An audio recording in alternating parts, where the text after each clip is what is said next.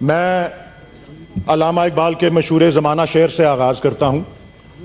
سلطانی جمہور کا آتا ہے زمانہ، جو نقش کہن تم کو نظر آئے مٹا دو.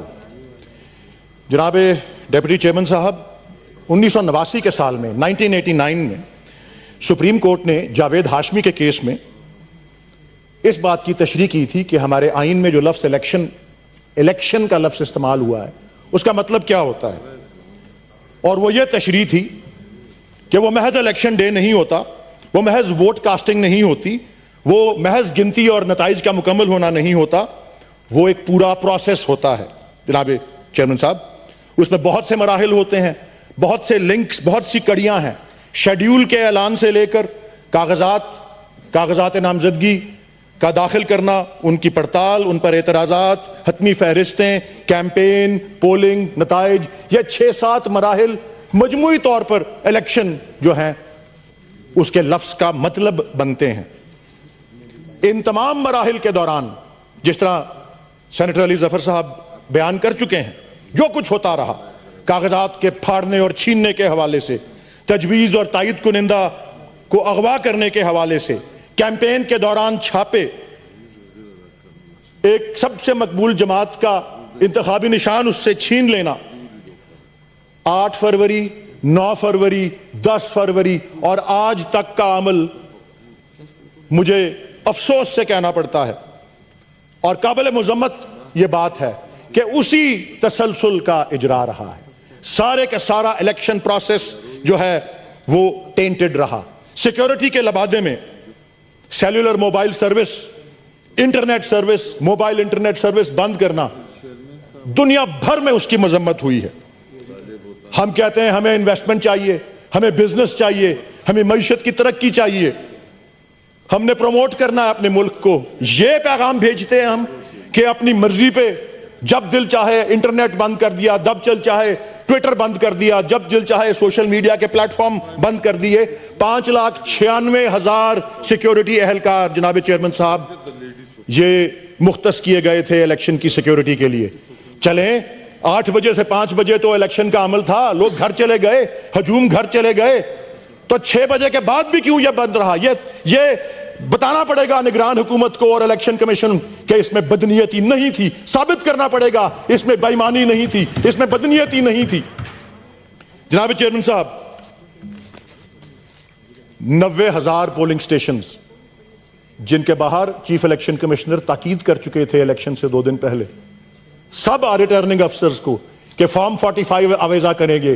کہاں ہیں وہ فارم 45؟ اعلان کر چکے تھے چیف الیکشن کمشنر کہ رات کے 1 بجے تک نتائج آ جائیں گے. مجھے فوراً مبصرین، باہر کے ملکوں کے جو سفراء ہیں، ڈپلومیٹس ہیں، ان کے لیے الیکشن کمیشن میں ایک پورا ہال تھا اور ان سب کو کہا گیا تھا آج کے 8:30 9 بجے رات کے کہ جی 2 بجے تک تمام نتائج آ جائیں گے، تمام نتائج. ایک بھی نتیجہ نہیں آیا. انٹرنیشنل کمیونٹی نے سب سے مؤثر الفاظ میں انتخاب کی شفافیت کے سلسلے میں اپنے تحفظات کا اظہار کیا ہے.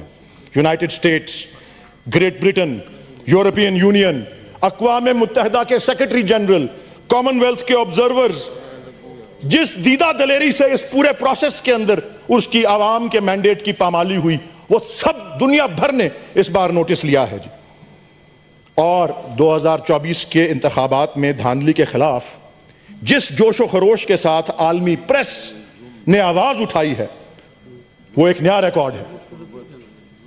یہ ذرا نوٹ کیجئے گا جناب چیئرمین صاحب، ان جرائد میں، ان اخبارات میں کون شامل ہیں؟ اکانومسٹ ہے، ٹائمز ہے، گارڈین ہے، بلومبرگ ہے، نیو یارک ٹائمز ہے، independent, France 24، financial Times, BBC، CBC news, CNN، Al Jazeera T V. فہرست بہت لمبی ہو جائے گی جناب. کل رات فچ کی جو ریٹنگ ایجنسی ہے اس نے اپنے بیان میں کہا کہ اگر پاکستان تحریک انصاف کو تنہا کیا گیا، آئسولیٹ کیا گیا، تو اس سے عوام کے اندر عدم اطمینان اور زیادہ بڑھے گا اور وہ بہت زیادہ عدم اطمینان کا جو ہے باعث بنے گا.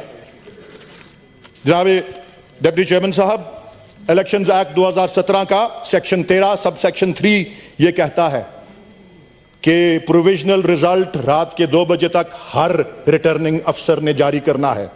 اس ملک میں 859 ریٹرننگ آفیسرز تھے. ایک ریٹرننگ آفیسر نے بھی قانون کے مطابق نتائج کا اعلان نہیں کیا. اور قانون یہ بھی کہتا ہے اس ایوان سے وہ قانون گزر کر منظور ہوا ہے. یہ توہین پارلیمنٹ کے مترادف ہے. قانون کی پامالی اور اس کی خلاف ورزی تو اپنی جگہ ہے. ہم گھر چلے جائیں, اگر ہم قانون بناتے ہیں اس پہ عمل نہیں ہوتا, پھر آگے لکھا ہے کہ اگلے دن صبح 10 بجے تک آپ نتائج شائع کر دیں. وہ بھی نہیں اعلان ہوا. 3-4 دن بعد جو ہیں وہ نتائج جو ہیں وہ آ رہے ہیں. ایک چھوٹا سا فریکشن جو تھا نتائج کا وہ صبح 10 بجے تک آیا. جناب ڈیپٹی چیئرمین صاحب, پاکستان میں بدقسمتی سے سنگ دلی اور بے حسی روز بروز جو ہے بڑھتی جا رہی ہے. عوام کے مینڈیٹ کی پامالی, اس پر جو کھلی واردات ہوئی ہے, جس پر پاکستان کے اندر اور پاکستان کے باہر دنیا بھر میں احتجاج ہو رہا ہے ایک طرف, اور دوسری طرف چیف الیکشن کمشنر نے میڈیا کو بریفنگ تک دینے کی زحمت نہیں کی. نہ ہی چیف جسٹس آف پاکستان نے عوام کے اس اہم ترین بنیادی حق کے بارے میں کوئی سو موٹو لیا. کہا جاتا ہے کہ ہمیں یونیفائڈ گورنمنٹ بنانی چاہیے. ان حالات میں کہا جاتا ہے کہ افراتفری اور تقسیم کو ہمیں گریز کریں, اس سے ملک کو استحکام چاہیے. میں بھی مانتا ہوں ملک کو امن چاہیے, ملک کو خوشحالی چاہیے. یہ کبھی حاصل نہیں ہو سکتی جناب چیئرمین صاحب جب جمہوری عمل کو اس طرح سے مسخ یا ڈسٹارٹ کیا جائے. حبیب جالب نے خوب کہا تھا, ظلم رہے اور امن بھی ہو, کیا ممکن ہے تم ہی کہو. جناب ڈپٹی چیئرمین صاحب, ہر انتخاب کے بعد دھاندلی کے الزامات لگائے جاتے رہے ہیں. یہ 12واں عام انتخاب تھا. کہتے ہیں 1970 والا پہلا نسبتاً شفاف تھا, باقی 11 بشمول 2024 کے دھاندلی کے اس پر الزام لگتے رہے. مگر کسی چیف الیکشن کمشنر, کسی نگران حکومت کو آئین اور قانون کے مطابق سزا ابھی تک نہیں دی گئی. احتساب کا خوف اور قانون کا ڈر ہی ختم ہو چکا ہے. الیکشن سے ایک دن پہلے ہمارے نگران وزیر اعظم ایک بیرون ملک خبر رساں ایجنسی کو کہتے ہیں کہ میں گارنٹی نہیں کر سکتا کہ فیئر اینڈ فری الیکشن ہوگے. پھر 4 دن بعد پریس کانفرنس کرتے ہیں اور کہتے ہیں کہ عوام نے رزلٹ کو ایکسپٹ کر لیا ہے and they have moved on. تمام جرائد نے, تمام تجزیہ نگاروں نے, مبصرین نے کہا ہے کہ کس جنت کے اندر رہ رہے ہیں ہمارے نگران وزیر اعظم. کیا ان کا پیمانہ ہے فری اور فیئر الیکشن کا؟ یہ جو کچھ ہو چکا ہے اور جو کچھ میرے فاضل کولیگز کہہ چکے ہیں, میں تو یہی تنبیہ کروں گا جو کہ فیض احمد فیض مرحوم کے الفاظ میں تھی, اور اجازت لوں گا کہ ہر ایک اولو الامر کو صدا دو کہ اپنی فرط عمل سنبھالے. اٹھے گا جب جمع سرفروشاں, پڑیں گے دار و رسن کے لالے, کوئی نہ ہوگا کہ جو بچا لے. جزا سزا سب یہیں پہ ہوگی, یہیں عذاب و ثواب ہوگا, یہیں سے اٹھے گا شور محشر, یہیں پہ روز حساب ہوگا.